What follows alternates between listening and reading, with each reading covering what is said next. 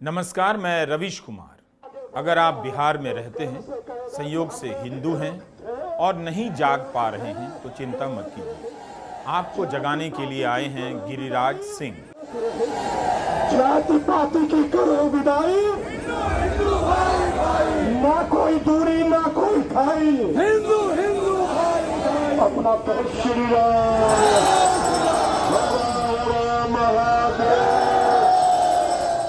भारत की राजनीति में ऐसी अनेक गतिविधियां कई जगहों पर चल रही हैं। 100 साल से अधिक समय से ठीक इसी तरह से धर्म के नाम पर संगठित करने की राजनीति चली आ रही है। इस समय जात पात मिटाने के नाम पर भाईचारा का ख्याल आया है। इतनी यात्रा करने से अच्छा है कि गिरिराज सिंह एक कानून ही बनवा दें कि जो भी शादी होगी अंतरजातीय होगी, जातियां अपने आप टूटती चली जाएंगी। इस तरह के समाधान की बात नहीं करेंगे, लेकिन हिंदू जगाओ के नाम पर अस्पष्ट सा नारा गढ़ दिया जाता है। बिहार ने 2023 में जाति की जनगणना कराई। इसके अनुसार बिहार में 6 धर्मों के लोग रहते हैं। 81% हिंदू हैं। कपड़ा मंत्री गिरिराज सिंह ने भारत के संविधान की शपथ ली है, लेकिन जब जगाने निकले तो 19% आबादी को छोड़ दिया, जिसमें मुसलमान, सिख, ईसाई, बौद्ध और जैन आते हैं। इन 19% आबादी को क्यों नहीं जगाना चाहते थे? केवल 81% हिंदू को ही जगाने निकले, मंत्री जी से पूछा जा सकता है। बिहार के 81% हिंदू अगर जाग जाएं और बाकी 19% लोग सोए रह जाएं तो क्या होगा, मंत्री जी ही बता सकते हैं। यही नहीं, नाम से लगा कि पूरे बिहार के हिंदुओं को जगाने निकले हैं, लेकिन निकले भागलपुर से और यात्रा समाप्त कर दी किशनगंज में। क्या इन्हीं 4 जिलों के हिंदुओं को जगाने निकले थे? बाकी बिहार के हिंदू जागे हुए हैं या उन्हें जगाने की जरूरत नहीं है? जिन इलाकों से गिरिराज सिंह की हिंदू जगाओ यात्रा निकली, सारे इलाके मुस्लिम बहुल माने जाते हैं। बिहार की बीजेपी ने गिरिराज सिंह की यात्रा से खुद को अलग कर लिया। कहा कि वह नीतीश कुमार के सेकुलर इमेज के साथ है। इससे पहले आपने कब बीजेपी को किसी नेता के सेकुलर इमेज के साथ रहने का बयान सुना था? गिरिराज सिंह ने भी कह दिया यह उनकी अपनी यात्रा है। पहले तो कहा कि हिंदुओं को संगठित करने तक यात्रा चलेगी। इस बयान से लगा लंबी यात्रा पर निकल चुके हैं, मगर 5 दिन में ही यात्रा समेटकर दिल्ली लौट आए। बिहार में करीब 3.25 करोड़ लोग गरीब हैं, बेहद गरीब।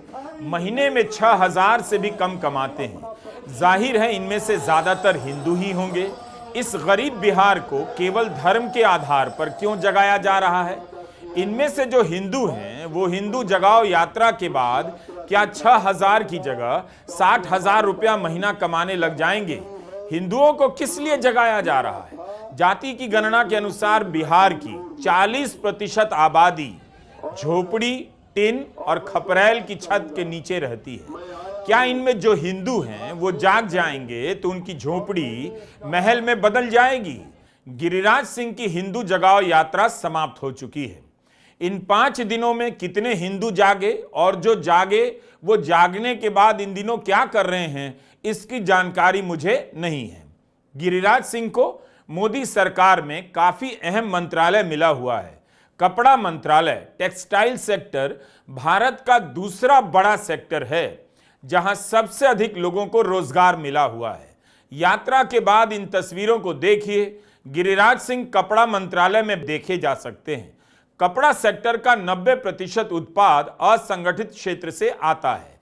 इसमें 4.5 करोड़ लोग काम करते हैं। भारत सरकार का लक्ष्य है कि 2030 तक 1,77,00,000 लोगों को ट्रेनिंग देने की जरूरत है, जिसकी तैयारी की जा रही है। मगर आप जनवरी की इस खबर को देखिए। कपड़ा कमेटी की रिपोर्ट के अनुसार 2015 से 2020 के बीच इस सेक्टर में निर्यात घटा है, आमदनी नहीं बढ़ी और आयात में बढ़ोतरी देखी गई है। इस कारण 2,14,000 से अधिक लोगों का रोजगार प्रभावित हुआ। लोग कपड़ा छोड़कर दूसरे क्षेत्र में नौकरी ढूंढने लगे। यह आंकड़ा कोविड के आने से पहले का है। क्या आप ये जानते हैं कि भारत का कपड़ा निर्यात लगातार कम हो रहा है? वित्त वर्ष 2022 में कपड़ा निर्यात 41 अरब डॉलर का था, भारतीय रुपए में 3.5 लाख करोड़। अगले साल यह गिरकर 35.5 अरब डॉलर का रह गया। वित्त वर्ष 24 में और कम हो गया, $34 अरब पर आ गया। 3.5 लाख करोड़ से गिरकर 2.9 लाख करोड़ पर आ गया है। इस हालत में इस क्षेत्र में 1.25 करोड़ लोगों को और जोड़ना है, तो जाहिर है मंत्री जी के पास बहुत काम होना चाहिए।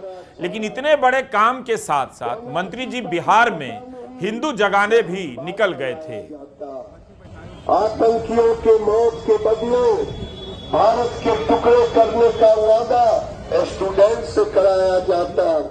जिस मंत्री से पूछा जाना चाहिए कि कपड़ा सेक्टर में भारत पहले बांग्लादेश से पीछे गया और भी कई देश भारत से आगे निकल गए। 10 साल से करोड़ों रुपए के पैकेज के ऐलान की खबरें छपी, लेकिन कपड़ा सेक्टर में ऐसी कोई क्रांति नहीं आई और कपड़ा मंत्री हिंदुओं को जगाने निकल रहे हैं, वो भी 4 जिलों के हिंदुओं को। गनीमत है कि 5 दिन की यात्रा से लौट आए। अगर महीने 2 महीने की यात्रा पर निकल गए होते तो इस मंत्रालय का क्या होता। गिरिराज सिंह कह रहे हैं मंत्री पद छिन जाए लेकिन हिंदुत्व नहीं छोड़ूंगा।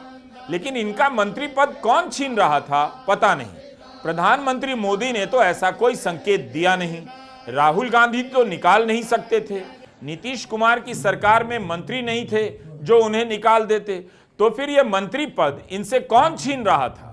कह रहे हैं हिंदुओं को एकजुट करने के लिए कोई भी कुर्बानी देने को तैयार हो, लेकिन इस कुर्बानी की जरूरत क्यों आ गई। केंद्र में 10 साल से मोदी की सरकार है, बिहार में नीतीश कुमार के साथ बीजेपी कम से कम 15 साल से सत्ता में है, उससे भी ज्यादा समय हो चुका होगा, तो क्या वहां के हिंदू अभी तक एकजुट नहीं हुए। ऐसी यात्राओं के समय राजनीति अकबका जाती है, अलबला जाती है। विपक्ष को समझ नहीं आता कि जनता को कैसे समझाएं कि इसमें उसका भला नहीं है। धर्म की राजनीति होगी तो बाकी मुद्दों को जगह नहीं मिलेगी।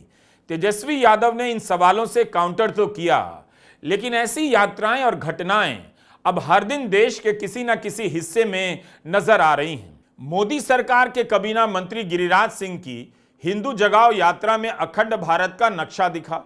इस नक्शे का प्लान तो यही है, पाकिस्तान, उससे भी आगे अफगानिस्तान, पूरब की तरफ बगल में बांग्लादेश और उत्तर की तरफ पड़ोस में नेपाल, पूर्वोत्तर में भूटान, म्यांमार से लेकर तिब्बत को भी भारत में मिला लिया गया है। दक्षिण की तरफ श्रीलंका भी है इस नक्शे में। जिस बिहार की करीब 3.25 करोड़ जनता महीने में 6,000 भी नहीं कमा पाती है, उस गरीब जनता के पास खाने पीने की चीजें नहीं हैं, उसे अखंड भारत के सपनों से लैस किया जा रहा है। मगर यह जनता कहां फटेगी इसका पता गिरिराज सिंह को ही मालूम होगा। एक ऐसे समय में जब मोदी सरकार चीन के साथ सीमा समझौते को लेकर कामयाबी के गीत गा रही है, गिरिराज सिंह तिब्बत को अखंड भारत में मिलाने का नक्शा लेकर घूम रहे हैं। अभी तक तो उन्होंने शी जिनपिंग को ललकारा नहीं है, खैरियत है। प्रधानमंत्री नरेंद्र मोदी से भी मांग नहीं की कि वे शी जिनपिंग से तिब्बत मांग ले आएं, जो अखंड भारत में दिख रहा है।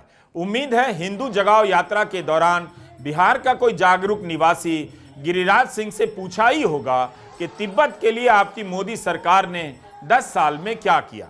गिरिराज सिंह से सवाल है कि वे बिहार के हिंदुओं को जगाने निकले तो बिहार का नक्शा क्यों नहीं लेकर निकले, भारत का आधिकारिक नक्शा क्यों नहीं लेकर निकले, अखंड भारत का ही नक्शा क्यों। मैं पूछ नहीं सकता था, इसलिए बाद में यह सवाल उठा रहा हूं। आपको याद होगा नई संसद भवन में अखंड भारत के भित्ति चित्र को लेकर विवाद हो गया।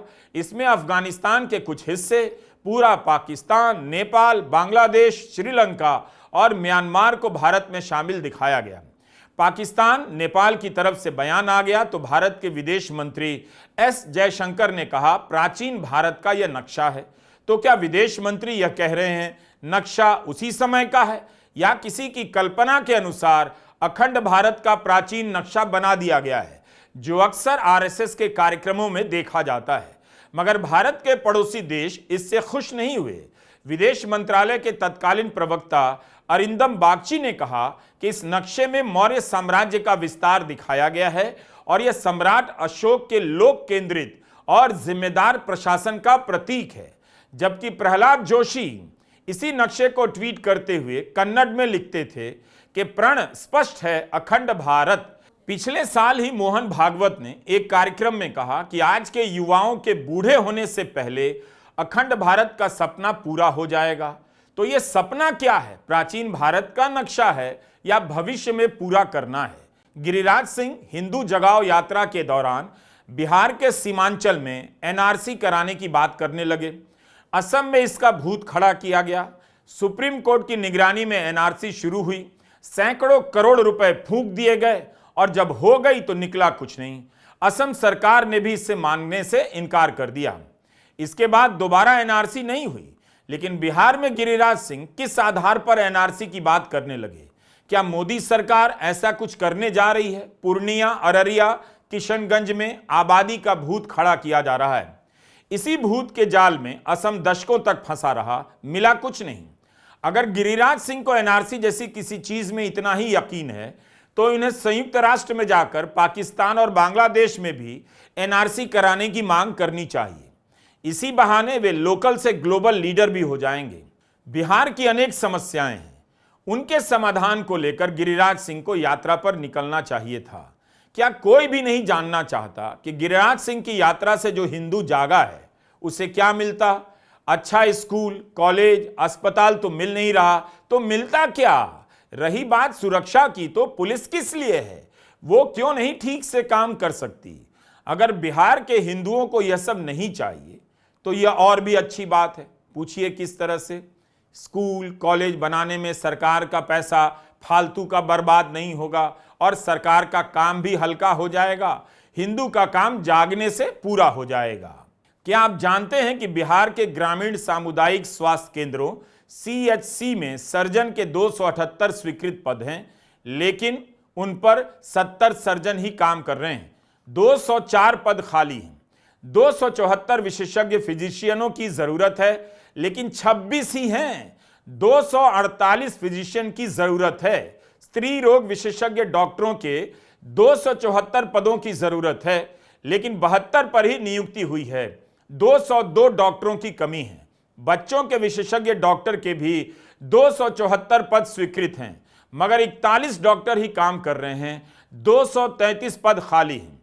कुल मिलाकर ग्रामीण बिहार के सामुदायिक स्वास्थ्य केंद्रों में कुल 1096 विशेषज्ञ डॉक्टरों के पद स्वीकृत हैं, लेकिन काम कर रहे हैं केवल 209 डॉक्टर। 887 पद खाली हैं। बिना डॉक्टर के केवल मुसलमान को तकलीफ तो होती नहीं होगी, हिंदुओं को भी होती होगी। तो क्या हिंदू जगाओ यात्रा में गिरिराज सिंह ये सब भी बातें कर रहे थे? यह कोई हमारी रिपोर्ट नहीं है। इसी सितंबर में केंद्र सरकार के स्वास्थ्य मंत्रालय ने हेल्थ डायनेमिक्स ऑफ इंडिया 2022-23 नाम से एक रिपोर्ट जारी की। इसी में बताया गया है कि ग्रामीण भारत में विशेषज्ञ डॉक्टरों के 70% से ज्यादा पद खाली हैं। कितने सारे जरूरी काम हैं जिन्हें दिन रात जुटकर किए जाने चाहिए, लेकिन भारत सरकार के एक मंत्री हिंदू जगाओ यात्रा निकालने गए। कम से कम घटिया अस्पताल दिखाओ यात्रा निकाल देते, घटिया स्कूल दिखाओ यात्रा निकाल देते, घटिया सड़क दिखाओ यात्रा निकाल देते। 100 साल से हिंदी प्रदेश सेम टू सेम राजनीति में फंसा हुआ है। वही अतीत का हिसाब। इस राजनीति ने हिंसा की जमीन ही तैयार की, लड़कों को दंगाई बनाया, स्कूल और अस्पताल नहीं बनवाए। यात्रा समाप्त हो चुकी है, मगर ऐसी यात्राओं का असर दूर तक रहता है, देर तक रहता है। नींद की बीमारी से दुनिया परेशान है। नींद आ नहीं रही और मंत्री जी जगाने की यात्रा पर निकल जा रहे हैं। आज ही फॉरेन मेडिकल ग्रेजुएट ने लिखा है कि अस्पतालों में इंटर्नशिप के दौरान उनसे 24 से 36 घंटे की शिफ्ट कराई जाती है। सोचिए क्या हालत होती होगी। और उन्हें भत्ता नहीं दिया जाता है। ऐसी तकलीफों को नेता नहीं उठाते और मीडिया है नहीं। सारे मुद्दे मैं ही उठा दूं यह संभव भी नहीं।